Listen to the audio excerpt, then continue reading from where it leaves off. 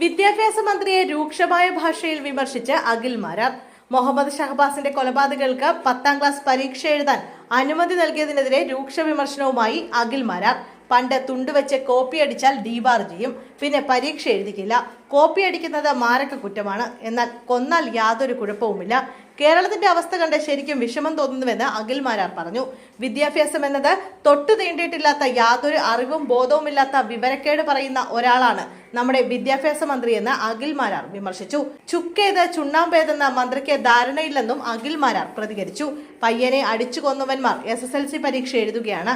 ചുംബന സമരം പോലുള്ള തൊലിഞ്ഞ പരിപാടികൾ പൊതുമധ്യത്തിൽ നടത്തി. ഇടത് സാംസ്കാരിക ബുദ്ധിജീവികൾ എന്ന തെണ്ടികൾ നാടിനെ നശിപ്പിക്കാൻ തുടങ്ങിയതാണ്. അവർ സൃഷ്ടിച്ച നവബോധമാണ് നാടിന് ഇത്രയും കുഴപ്പമുണ്ടാക്കിയത്. ഇന്ന് ആർക്കും ആരെയും ചോദ്യം ചെയ്യാൻ പാടില്ല. കുട്ടികളിൽ നിന്നും മയക്കുമരുന്ന് പിടിക്കുമ്പോൾ രക്ഷിതാക്കളിൽ നിന്നും പണം വാങ്ങി സെറ്റിൽ ചെയ്യുകയാണ് കുറച്ച് പോലീസുകാർ. മയക്കുമരുന്ന് കേസിൽ അറസ്റ്റിലായ സിനിമാ താരങ്ങളും ഇൻഫ്ലുവൻസർമാരും പുറത്തിറങ്ങി വീണ്ടും സ്റ്റാർ ആവുകയാണ്. കൊച്ചിയിലെ കുട്ടികൾക്കിടയിൽ ലഹരി ഉപയോഗവും HIV കൂടി വരികയാണെന്നും അഖിൽ മാരാർ പറഞ്ഞു. ഭാഷ ഒരൽപ്പം മോശമായി പോയെങ്കിലും അഖിൽ മാരാർ ചൂണ്ടിക്കാണിച്ച വിഷയം കേരളത്തിന്റെ പൊതുസമൂഹം പറയാൻ ആഗ്രഹിക്കുന്നതാണെന്ന് പറയാതെ വയ്യ. മുഹമ്മദ് ഷഹബാസ് എഴുതേണ്ട പരീക്ഷ കൊലയാളികൾ എഴുതുമ്പോൾ അവന്റെ മാതാപിതാക്കൾക്കുണ്ടാവുന്ന വേദന കേരളം കാണുകയാണ്. ചുംബന സമരം കേരളത്തിന്റെ സാംസ്കാരിക മേഖലയിൽ ഉണ്ടാക്കിയ ചലനങ്ങൾ ചർച്ച ചെയ്യേണ്ടതാണ്.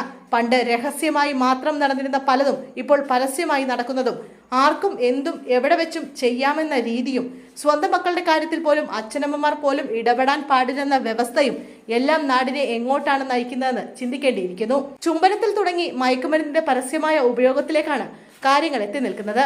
ഇങ്ങനെയുള്ള കാര്യങ്ങൾ കണ്ടാൽ ചോദ്യം ചെയ്യാൻ പോലും പാടില്ലെന്ന അവസ്ഥയാണ് ഇന്നുള്ളത്. കുട്ടികൾ പോലും തെരുവിൽ തല്ലുന്നതും വാളെടുക്കുന്നതും എല്ലാം ഈ പുതിയ സംസ്കാരത്തിന്റെ ഭാഗമാണെന്ന് ചിന്തിച്ചാൽ തെറ്റു പറയാൻ കഴിയില്ല.